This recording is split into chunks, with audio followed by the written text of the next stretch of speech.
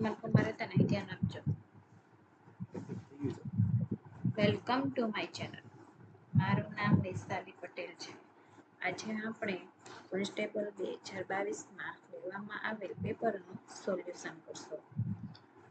તો વિદ્યાર્થી મિત્રો, પહેલો ક્વેશ્ચન છે, ભારતમાં સરકાર વિશે નીચેના વિષયોનો ધ્યાનથી જુઓ. ભારતીય રાષ્ટ્રપતિ નિયુક્ત કરે છે.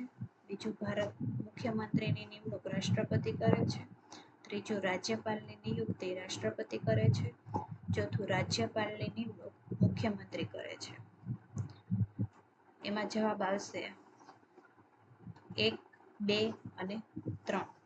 એક્સપ્લેનેશન. સાચું, રાષ્ટ્રપતિ ભારત સરકારનું વડું છે. મુખ્યમંત્રી રાજ્યના વિધાનસભામાં બહુમતી ધરાવનાર વ્યક્તિ હોય છે. તેની નિમણૂક પણ રાષ્ટ્રપતિ દ્વારા કરવામાં આવે છે. રાજ્યપાલની નિમણૂક પણ રાષ્ટ્રપતિ કરે છે. રાજ્યપાલની નિમણૂક મુખ્યમંત્રીએ નહીં પણ રાષ્ટ્રપતિ કરે છે. ક્વેશ્ચન 2. ખેતી પાક વિશે નીચેના નિવેદનો ધ્યાનથી જુઓ. કયા પાક માટે યોગ્ય છે? આ પાકને હળવો વરસાદ અનુરૂપ છે. પાક તૈયાર થવામાં 6 થી 8 માસ જેટલો સમય લાગે છે. આ પાકને કાળી જમીન અનુકૂળ છે. આ પાક તૈયાર થાય ત્યારે આકાશ સાફ હોવું જોઈએ. એમાં A. કપાસ, B. તલ, C. ડાંગર, D. ઘઉં. એનો આન્સર આવશે A. કપાસ. ક્વેશ્ચન 3. દક્ષિણ એશિયાઈ ક્ષેત્રીય સંસ્થા અંગે નીચેના નિવેદનો ધ્યાન લો. પેલું છે, સાર્કનું મુખ્ય મથક કાઠમંડુમાં છે. ચીન સાર્કનું સભ્ય છે. 3. અફઘાનિસ્તાન સાર્કનું સભ્ય છે. 4. સાર્કમાં કુલ 8 સભ્યો છે. એમાં આન્સર આવશે C. ફક્ત 1, 3 અને 4.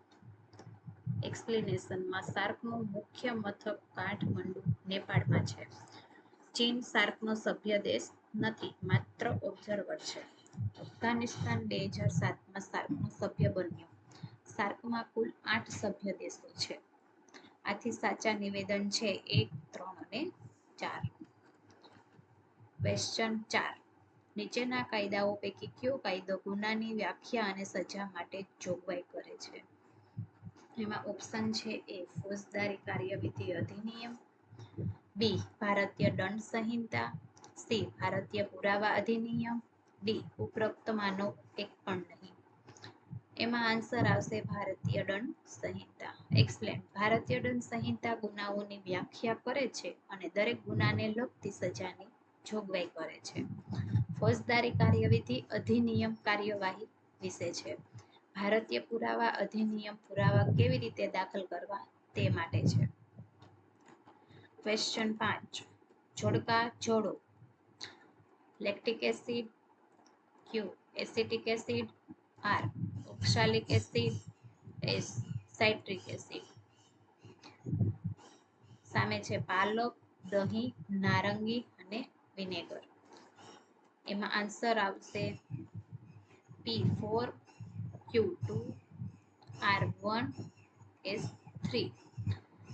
લેક્ટિક એસિડ એમાં આવશે વિનેગર. એસિટિક એસિડ એમાં આવશે દહીં. ઓક્સાલિક એસિડ એમાં આવશે પાલક. સાઇટ્રિક એસિડ એમાં આવશે નારંગી. ક્વેશ્ચન 6. યુક્રેનની સરહદ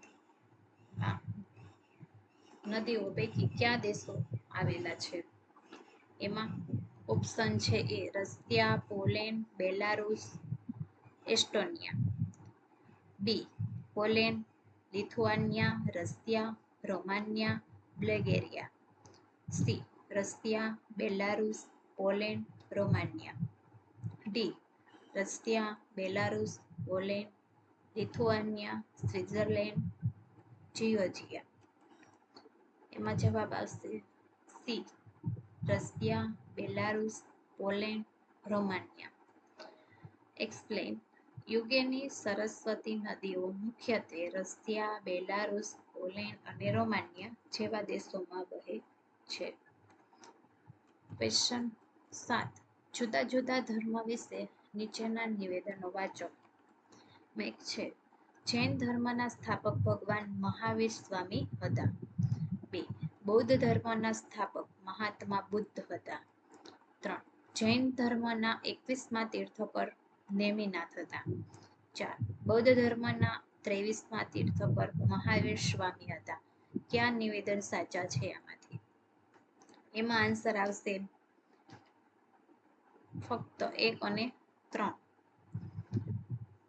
સમજૂતી એની જોઈએ તો મહાવીર સ્વામી જૈન ધર્મના એક મહાન પુરુષ હતા, એ સાચું છે. બુદ્ધ ધર્મના સ્થાપક મહાત્મા બુદ્ધ છે, એ સાચું છે. જૈન ધર્મના 21મા તીર્થંકર નેમિનાથ હતા, એ સાચું છે. બૌદ્ધ ધર્મના તીર્થંકર નથી, તીર્થંકર છે જૈન ધર્મના, આ ખોટું છે. ક્વેશ્ચન 8. ભારતની વિવિધ નૃત્ય શૈલીઓને યોગ્ય રાજ્ય સાથે મેળવો.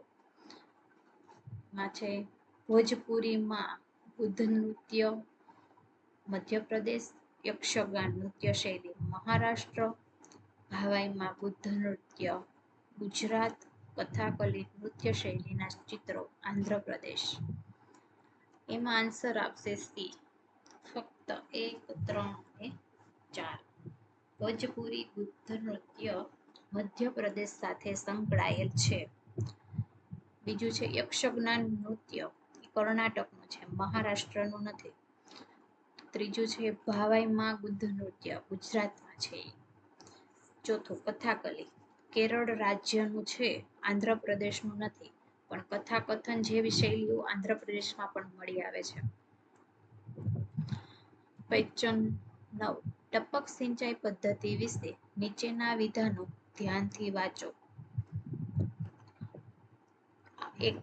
આ સૂક્ષ્મ પિયત પદ્ધતિનો એક પ્રકાર છે. 2. બે હરોળ વચ્ચે જગ્યા ધરાવતા પાકોમાં આ પદ્ધતિ વધુ અનુકૂળ થાય છે. 3. ફળ અને ઝાડ માટે આ પદ્ધતિ વધુ ઉપયોગી છે. 4.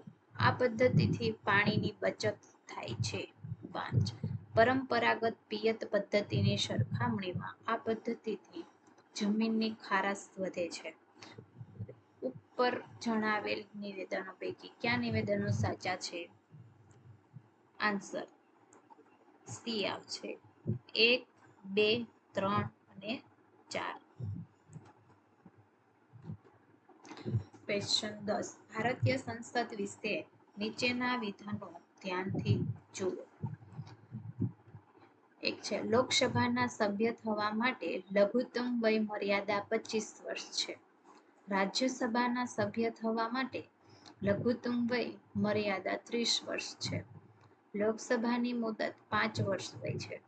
રાજ્યસભાની મુદત 6 વર્ષ હોય છે. રાજ્યસભા કાયમી ગૃહ છે. ઉપરના વિધાનો પૈકી કયા વિધાન સાચા છે? એમાં આન્સર આવશે ડી, 1, 2, 3, 4 અને 5. ઉપરના પૈકી બધા. એક્સપ્લેન કરીએ તો ભારતીય સંસદમાં લોકસભા અને રાજ્યસભા છે. લોકસભાની મુદત 5 વર્ષ છે અને રાજ્યસભા કાયમી ગૃહ છે, તે ક્યારેય વિઘટિત થતી નથી. રાજ્યસભાની દરેક 2 વર્ષે 1/3 સભ્યો બદલાતા હોય છે. ક્વેશ્ચન 11. નીચેનામાંથી કયો અધિકાર મૂળભૂત અધિકાર નથી? એમાં ઓપ્શન છે એ સમાનતાનો અધિકાર, બી સ્વતંત્રતાનો અધિકાર, સી ધાર્મિક સ્વતંત્રતાનો અધિકાર, ડી માલ મિલકતનો અધિકાર. એમાં આન્સર આવશે ડી માલ મિલકતનો અધિકાર. એક્સપ્લેન કરીએ તો પહેલા માલ મિલકતનો અધિકાર મૂળભૂત હતો, પરંતુ 44મી બંધારણીય સુધારાથી તેને હટાવીને હવે કાનૂની અધિકાર બનાવવામાં આવ્યો છે. ક્વેશ્ચન 12. સંયુક્ત રાષ્ટ્રની સલામતી સમિતિમાં કાયમી સભ્ય તરીકે નીચેના પૈકી કયા દેશો સામેલ થાય છે? ઓપ્શન છે એ અમેરિકા, ચીન, યુએસએસઆર, જર્મની. બી ચીન, USSR, Ceylon, France, UK. C USSR, ચીન, France, Russia, Germany. D US, ચીન, ફ્રાન્સ, રશિયા અને યુકે. એમાં આન્સર આવશે ડી યુએસ, ચીન, ફ્રાન્સ, રશિયા, યુકે. એક્સપ્લેન કરીએ તો યુએનની સલામતી પરિષદના 5 કાયમી સભ્યો છે: અમેરિકા, ચીન, ફ્રાન્સ અને રશિયા. એમાં યુનાઇટેડ કિંગડમ તેઓ વેટો શક્તિ ધરાવે છે. ક્વેશ્ચન 13 જોડકા મેળવો. એમાં છે પ્રાણી અને શ્વાસન. પ્રાણીમાં છે વંદો, માછલી, દેડકો અને માણસ. સામે આવે છે શ્વાસન. એમાં ઝાલરો, શ્વસન નળી, ફેફસા અને ચામડી. એમાં આન્સર આવશે ડી. પી ની સામે આવશે 2, ક્યુ માં આવશે 1, આર માં આવશે 4, એસ માં આવશે 3.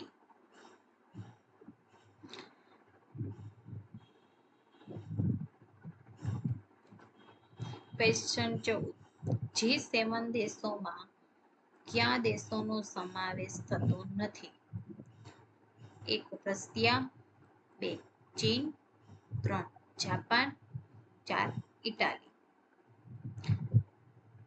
એમાં આન્સર આવશે ડી ફક્ત 2 ચીન. એક્સપ્લેનેશન G7 ગ્રુપ ઓફ 7 દેશોમાં છે Canada, France, Germany, Italy, Japan, United Kingdom અને યુએસએ. ચીન G7 નો ભાગ નથી. રશિયા પહેલા G8 નો ભાગ હતો પણ પછી બહાર થઈ ગયું. હવે ફક્ત 2 એટલે ચીન છે. ક્વેશ્ચન 15 નીચેના જોડકા ધ્યાનથી જુઓ. એક છે રાજા રામમોહન રાય, બ્રહ્મ સમાજ, સ્વામી દયાનંદ સરસ્વતી, આર્ય સમાજ, રવિન્દ્રનાથ ટાગોર, શાંતિ નિકેતન, મહાત્મા ગાંધી, ગુજરાત વિદ્યાપીઠ, ડોક્ટર BR આંબેડકર, છૂઆછૂતની નિષેધ, ગુરુ નાનક દેવજી, માનવ ધર્મ સભા. એમાં આન્સર આવશે સી ફક્ત 1, 2, 3, 4 અને 5. ક્વેશ્ચન 16 ખનિજો અને તે રાજ્યોમાં મળે છે તે અંગે જોડકા. બોક્સાઇટ ગુજરાત, થોરિયમ કેરળ, તાંબુ રાજસ્થાન, સોનું કર્ણાટક. કયા જોડકા સાચા છે? એમાં આન્સર આવશે 1, 2, 3 અને 4.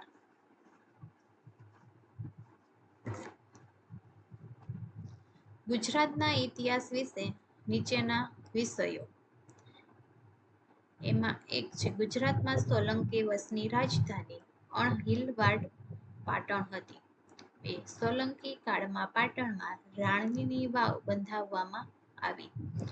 3 શહાબુદ્દીન ઘોરીએ ગુજરાત પર આક્રમણ કરી મૂળરાજ બીજાને હરાવેલ. 4 વાઘેલા વંશના સમયમાં વસ્તુપાલ અને તેજપાલ મંત્રીઓ હતા. આમાંથી ઉપરના વિધાનોમાંથી પૈકી ક્યાં સાચા છે? એમાં જવાબ આવશે એ ફક્ત 1, 2 અને 3. ક્વેશ્ચન આવશે 18 હિન્દુ સમાજમાં જ્ઞાતિ કઈ વ્યવસ્થામાંથી ઉદ્ભવી છે? 1 વર્ણ, 2 વર્ગ, 3 વર્ણ અને વર્ગ બંને, 4 વર્ણ અને વર્ગ પૈકી એક પણ નહીં. એમાં આન્સર આવશે 1 વર્ણ. ક્વેશ્ચન આવશે 19 નીચેનામાંથી કોને ભારત રત્ન મળ્યું છે? Mahatma Gandhi, doctor APJ Abdul Kalam, Sardar Patel, Atal Bihari Vajpayee. ક્યાં સાચો વિકલ્પ છે આમાંથી? એમાં આન્સર આવશે સી ફક્ત 2, 3 અને 4. એક્સપ્લેન કરીએ તો મહાત્મા ગાંધીને ભારત રત્ન મળ્યું નથી. APJ અબ્દુલ કલામ, સરદાર પટેલ અને અટલ બિહારી વાજપેયી આ ત્રણેયને ભારત રત્ન મળ્યું હતું. ક્વેશ્ચન 20 ગાંધીજી વિશે નીચેના વિધાનોના ધ્યાનથી જુઓ. એમાં એક છે ગાંધીજી દક્ષિણ આફ્રિકાના વકીલ હતા. તેઓ 1915માં દક્ષિણ આફ્રિકાથી ભારત પરત આવ્યા. તેમના પરત આવવાના દિવસે પ્રવાસી ભારતીય દિવસ તરીકે ઉજવાય છે. તેમણે ચંપારણ અભિયાનમાં ભાગ લીધો હતો. આમાંથી કયા વિધાનો સાચા છે? જવાબ આવશે ડી 1, 2, 3 અને 4. ઉપરોક્ત ચારેય સાચા છે.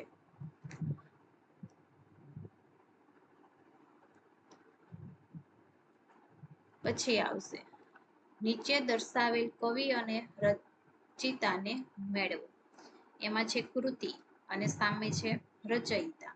કૃતિમાં આવે છે પી કબીર, ક્યુ તુલસીદાસ, આર તુકારામ, એસ ગુરુ રામદાસ. એમના રચયિતા છે એમાં છે 1 અભંગ, 2 બીજક, 3 વિનય પત્રિકા, 4 દાસબોધ. આમાં કૃતિ સાથે એના રચયિતા જોડતા નીચેના જવાબો પૈકી સાચો જવાબ પસંદ કરો. એમાં આન્સર આવશે ડી. પી માં આવશે 2, ક્યુ ની સામે 1, આર માં આવશે 3, એસ માં આવશે 4. પી કબીર એમાં આવશે બી બીજક, ક્યુ તુલસીદાસ એમાં આવશે 1 અભંગ, આર તુકારામ એમાં આવશે 3 વિજય પત્રિકા, એસ ગુરુ રામદાસ એમાં આવશે 4 દાસબોધ.